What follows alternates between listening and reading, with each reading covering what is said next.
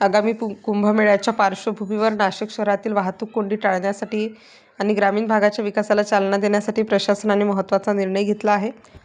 नाशिकमध्ये सुमारे 65 ते 68 किलोमीटर लांबीचा बाह्य रिंग रोड उभारण्याची योजना आखण्यात आली आहे. या प्रकल्पासाठी अंदाजे 7 ते 8,000 कोटी रुपयांचा खर्च अपेक्षित असून हा रिंग रोड मुंबई-आग्रा महामार्ग तसेच नव्याने विकसित होणाऱ्या सुरत-चेन्नई महामार्गाला जोडला जाणार आहे. त्यामुळे शहरातील वाहतूक सुरळीत होण्यासोबतच शहरालगतच्या ग्रामीण भागालाही मोठा फायदा होणार आहे.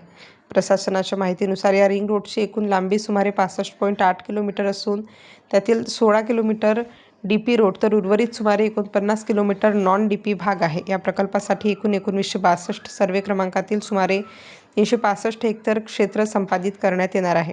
जिल्हाधिकारी आयुष प्रसाद यांनी माहिती देताना सांगितले की शेतकऱ्यांना योग्य मोबदला देण्यासाठी प्राथमिक व दुय्यम पुराव्यांचा विचार केला जात आहे. समृद्धी महामार्गाप्रमाणे थेट खरेदीचा पर्याय येथेही उपलब्ध असून त्यासाठी शासन निर्णय लागू करण्यात आला आहे. इच्छुक शेतकऱ्यांनी संबंधित भूसंपादन अधिकाऱ्यांकडे सहमती नोंदवावी असेही आवाहन करण्यात आले आहे.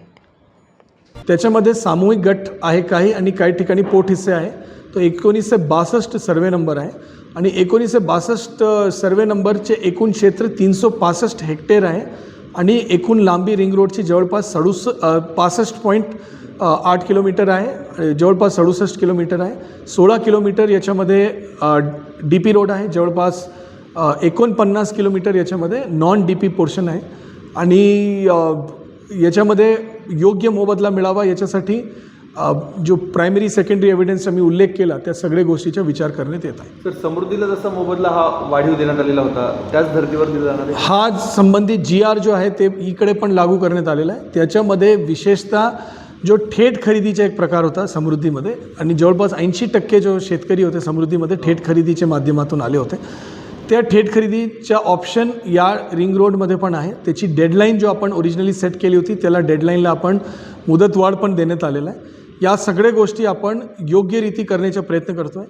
गाव स्तरावर असेल या जिल्हा स्तरावर असेल लोकप्रतिनिधीच्या उपस्थितीमध्ये या सगळे जो तक्रार आणि अलाइनमेंटच्या संदर्भात असेल या इतर कुठले चर्चा असेल आपण परिपूर्णरीती करतो आहे आणि हा GR आज के डेटमध्ये लागू आहे. अगर कुठल्याही शेतकरीला थेट खरेदीमध्ये येण्याची इच्छा असेल तर त्यांनी पुढाकार घेऊन त्यांनी सहमती त्याच्यामध्ये आपले भूसंपादन अधिकारीकडे नोंदवावं.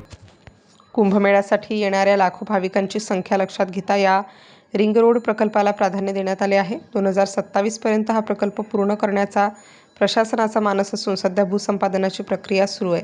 वाहतूक ताण कमी करण्यासोबतच भविष्यातील शहर विकासाच्या दृष्टीने हा रिंग रोड प्रकल्प नाशिकसाठी महत्त्वाचा टप्पा ठरणार आहे. Star news bureau, Nashik.